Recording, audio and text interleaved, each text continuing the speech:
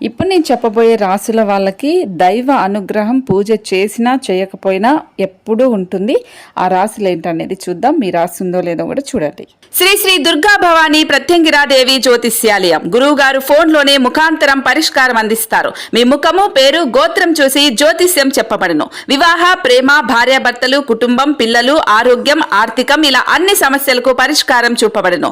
ఒక్క రోజులోనే స్త్రీ పురుష వశీకరణం చేయబడును. మీరెక్కడెక్కడో జ్యోతిష్యం చూపించుకొని నిరాశ చెంది ఉంటే ఆఖరిగా ఒక్కసారి గురువు గారిని సంప్రదించండి.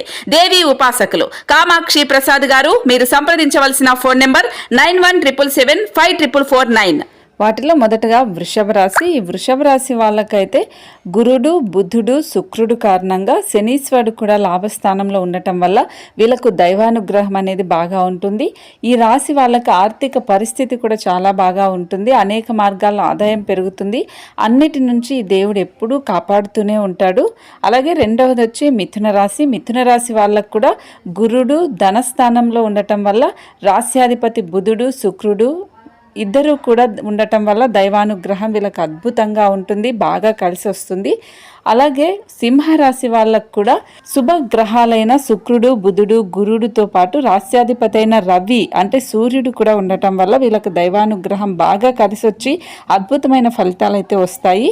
అలాగే తులారాశి వాళ్ళకు కూడా దైవానుగ్రహం బాగా ఉంటుంది.